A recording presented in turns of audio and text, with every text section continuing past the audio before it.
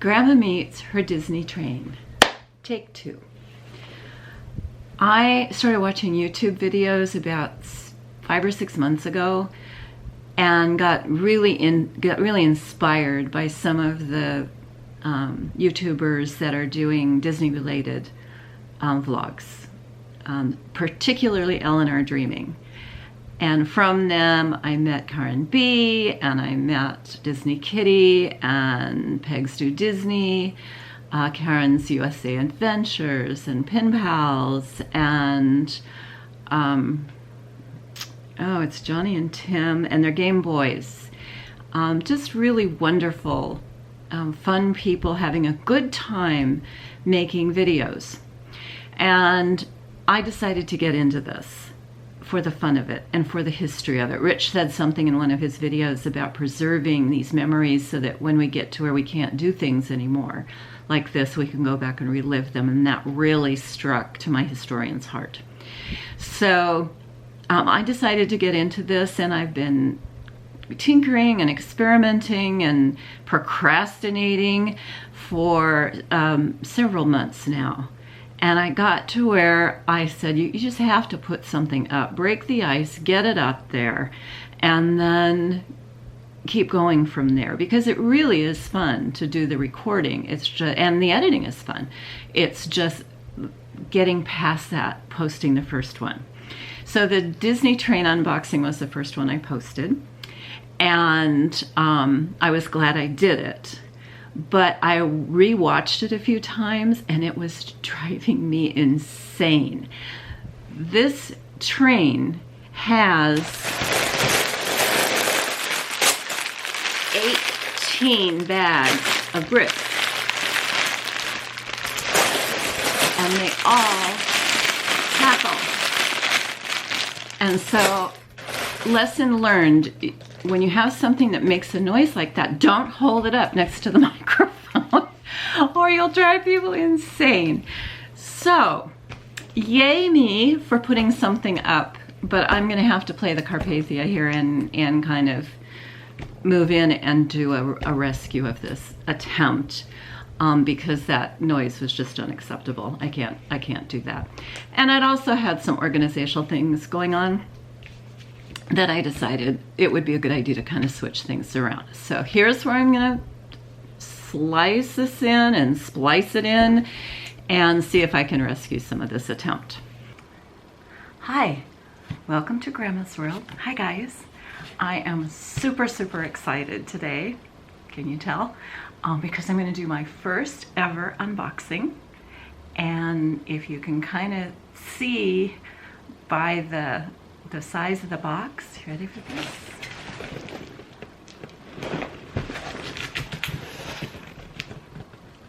Yeah? Do you know what it is?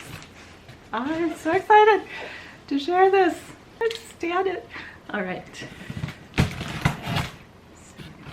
do the outer box.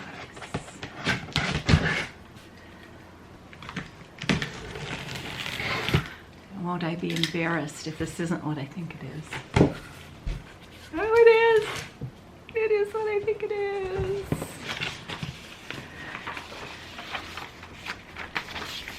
Let's get building! Yeah, here we go.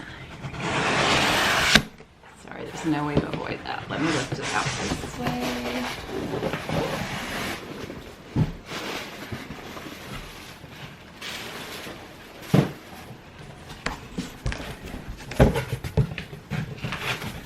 Was awkward. Let's get my lighting back. Ta-da! Here's what was in the big box.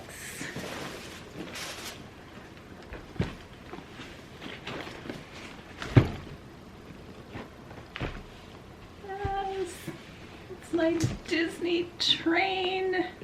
I'm so excited. It's a Lego train. So I need to tell you the story about me and Legos. I will tell you that we did not grow up together. I didn't play with them. I don't know if they'd been invented yet. My brother didn't play with them if they were. 9 years later, when my little sister came along, she didn't play with them. It wasn't until I had my own kids that I even started buying them Lego sets. And even then I didn't play with them. They took them off and played with them themselves. And I don't even know what happened to all those Legos. They're not here in my house as far as I can tell. But I'm intrigued with them. I'm a crafty person and I like to build things, and I am intrigued. And so when I saw in a friend's Christmas vlog the Lego train set from a few years ago, not last year, but the year before, or the year before that, I said, I want a train. I want a Lego train for around my Christmas tree. And so I ordered the Lego Christmas train set. And I didn't build it yet. I hadn't built it. I still haven't built it. But I was working on possibly getting my family that lives in Japan. When I say hi, guys, I'm saying hi to my grandsons in Japan. My grandsons, and 2 of them live in Japan. At any rate, I was going to see if I could convince them to come back to California for Christmas. And it was just a silly idea. And I understood that later when we talked about it, that it really is better for them to come in the summer when they have a lot longer that they can stay. And I totally got that. But I still wanted this Christmas train to have their fingerprints on it. So I took the pieces for the engine and the tinder, and I took the pieces for the power up, and I took some track with me, thinking that we could build this as a family. Their dad and I could build, and the little boys could kind of be on the edges of it. And instead, what happened was that my 7-year-old built the engine pretty much by himself. So let me show it to you.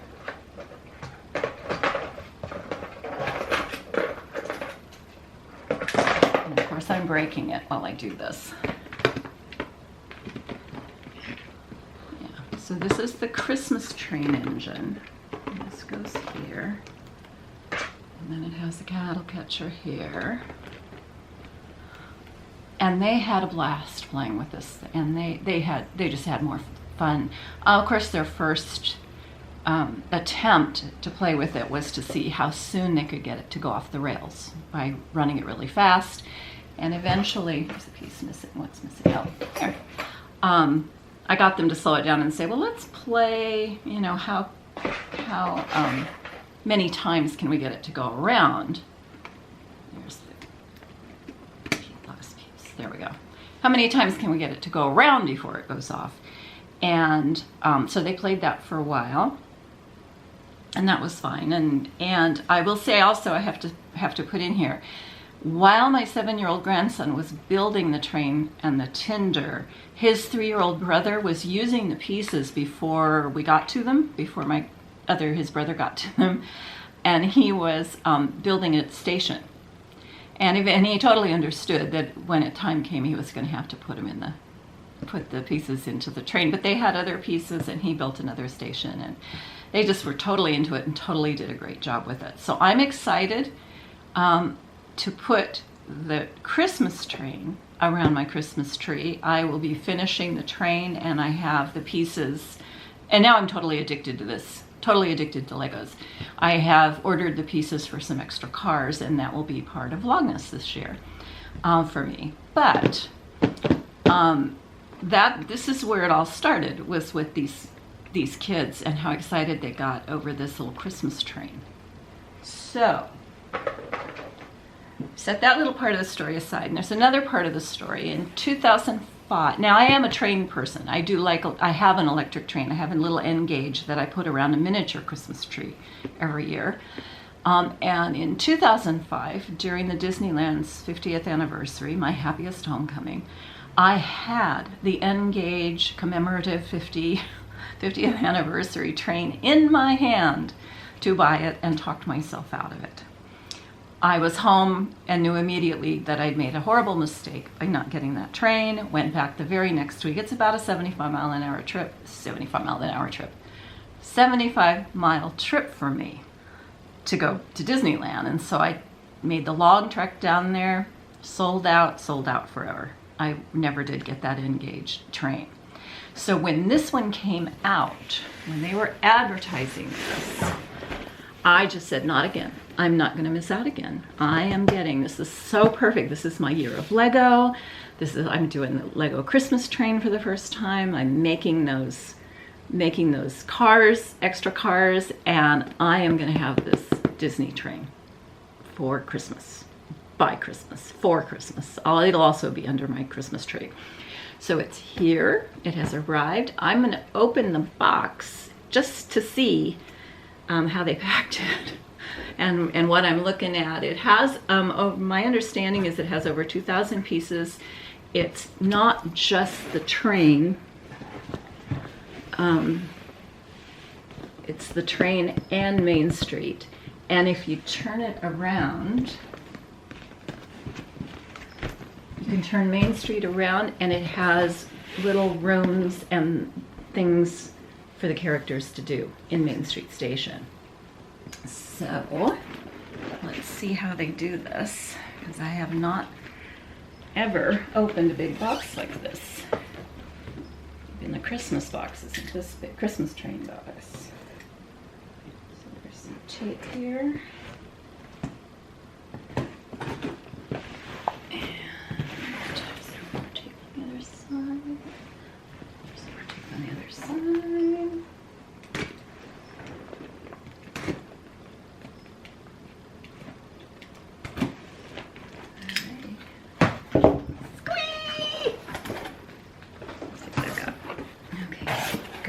In and out this way. Oh, I feel them on the other side. I have track. Now I bought extra track. I bought there's more curved track. I bought straight track to go with the other ones, so there will be plenty of track. More track. I'm gonna get sweaty here because I'm hot. And more track. And this is how they do it. When I started the Christmas train, I had never, all I wanted to do was pack the pieces to go to Japan, and I had never built anything by Lego before, so I didn't understand how to do these things.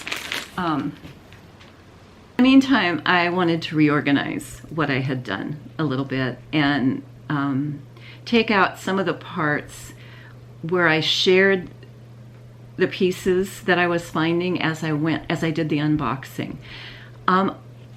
Part of the fun of this kit, if you decide to get it, is discovering all of the tiny, adorable little things they've added as detail. And I want to leave it at that. I'm only going to show you one thing that, well, everything I want to show you today is on the box, so it's no big revelation. But I'm not going to show you the things that I kept running across that just totally tickled my fancy. So I want to start, first of all, with the characters that are in the box. I'm just going to show you the heads. You can see the pictures on the box. It's no big deal. I'm not divulging anything. But what I love about these is that they give them character heads. They're not Lego heads painted to look like a character. It's an actual character head. So here's Mickey. I'm sorry, this is Minnie Mouse. And she has the most elaborate costume of all of them. And here's Mickey, and of course he is the engineer of the train.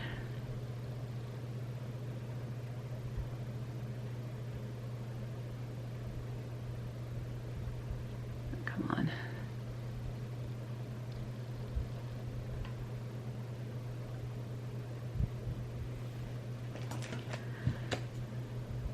Goofy is apparently the only one who doesn't have a job to do, which I guess seems appropriate. because he's goofy.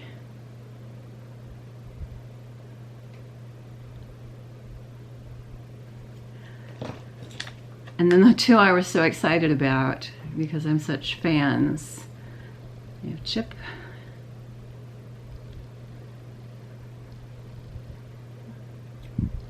Chip.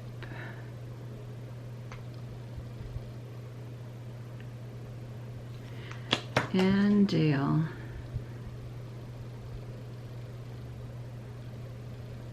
As conductors.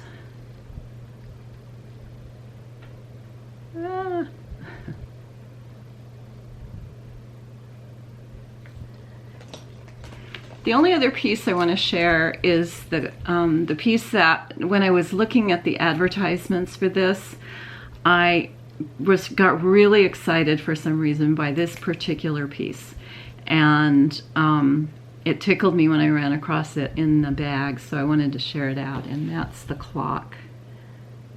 This is the clock from the outside.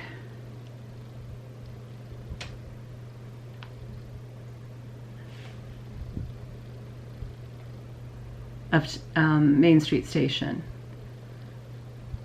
The one that shows not from Town Square, but from the admission gates.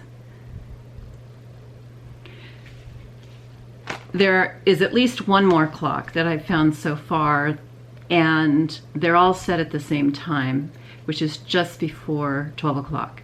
So I'm sure that for true Disneyphiles that there is a significance to that time, right before 12 o'clock.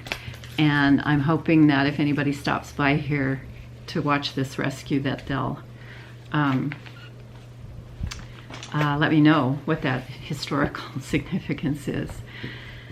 Then another piece that I am replacing as in this redo are the stickers. They're really well done. Let's see if I can cover my own face with them. Yeah. This is not one of my proudest skills. I mean, I always have a hard time getting things on straight the first time. All I can do is the best I can do. Yeah.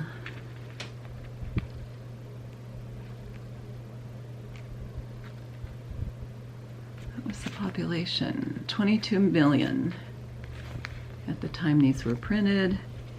And then they also have some flags, and I'll be at Disneyland this weekend, so I'm going to check to see if these flags actually fly over Main Street Station.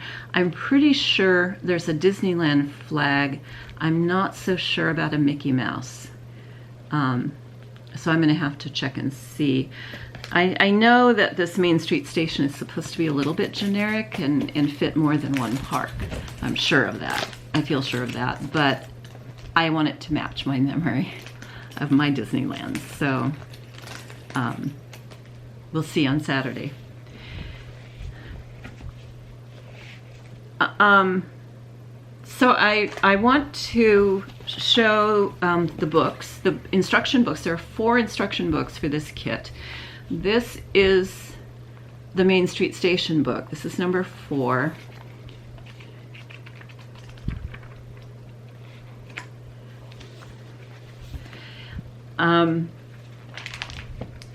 That can be intimidating, I know. I gave my mother one of these kits, and I don't think she's ever started it, mostly because I think she got stumped the same way I did. There's a little fact about Lego construction that every 5-year-old knows who's ever done a Lego kit. But if you've never done a Lego kit, they do tell you how to use it if you read the beginning of the first book. But most of us don't do that. We try to jump right in, and it can get you into trouble to jump right in. So, yeah, we'll get to that when I get to book 1. Anyway, so book 4 is Main Street Station. Book 3 is the Lilly Belle, the caboose. Let's see. Here.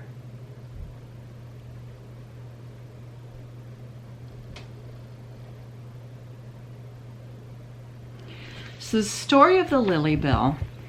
Walt had the Lilly Belle commissioned as a salon car to take Lilly, his wife. He named it after his wife Lilly, and the salon car was so that she and their guests could take the ride around the park, probably more than once, in comfort and in luxury. It's beautiful. It's been restored, I assume, to the way it was. If you are lucky enough on a trip to Disneyland, you might find your way into riding in the Lilly Belle. It's not just open to the public. You have to kind of know somebody who knows somebody to get you in. And I did get lucky enough one time to be with somebody who knew somebody, and I got to ride in the Lilly Belle. It's beautiful. The conductors that do the Lilly Belle stay on the trip with you are very knowledgeable about its history and tell you all about it. You can take pictures. It's a very nice experience to go on the Lilly Belle, and it is a little extra thrill to know that they chose it to be part of this set. 3 is the passenger car. Here, now let's put it in context.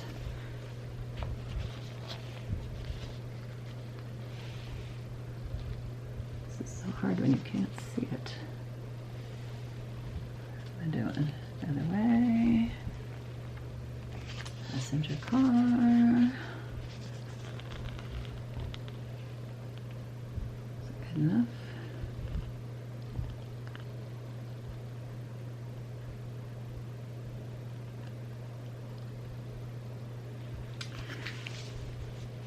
What I'm excited about the passenger car, having gone through the kit now, you do need a specialized piece to make these little parts of the cover that come down.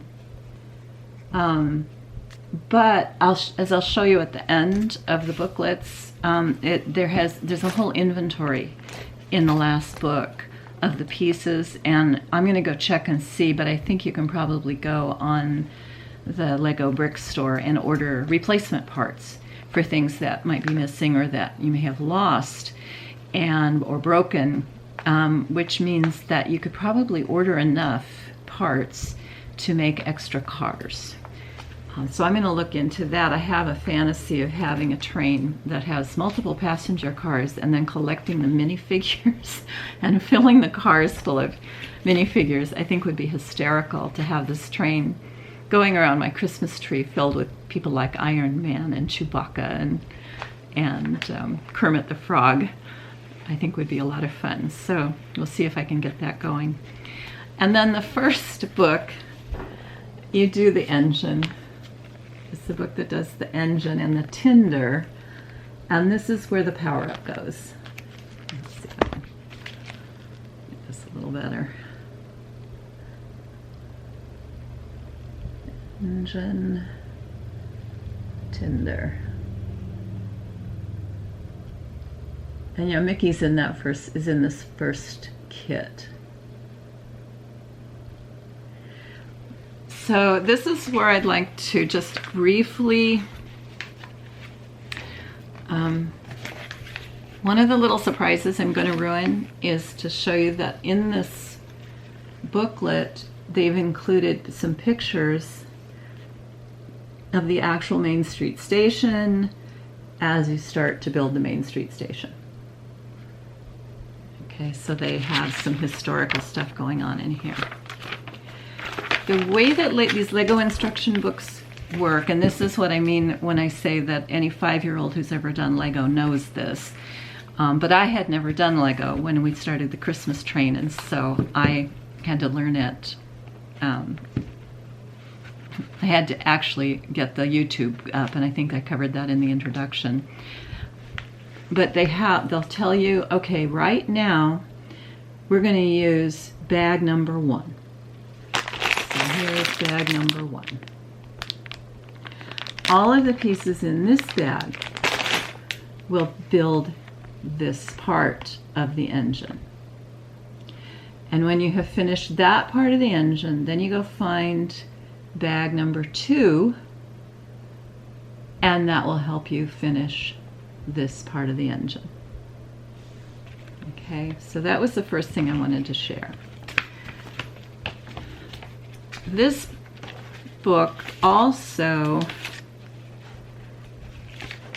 shows you how to do, let's see if I can get to it. Yeah. It has the instructions for doing the power-up, because the power-up is going to fit into your engine.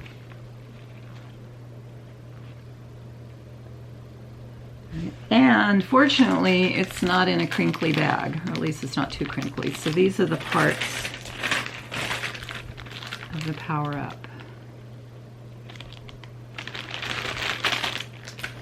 In the Christmas train has had a power-up, and I may have already said this in the introduction, that looks like a game controller pad. But this one is an app on the phone. I don't know if you even actually have the option of doing it as a physical controller. I have a feeling you have to do it on the phone. But it's going to talk me through that and get me to that place as well. The last thing from the unboxing that I tried to show in a crinkly bag, and that did not work out, was the coupling system. So I grabbed a couple of these out, and they look like this. I actually like it over there. And they're magnets.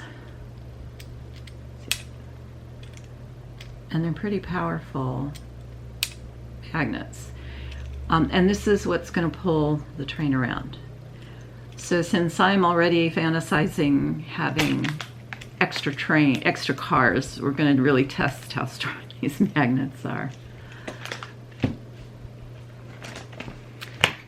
Okay, so no crinkly bags, no pulling them out of the box and driving everybody insane.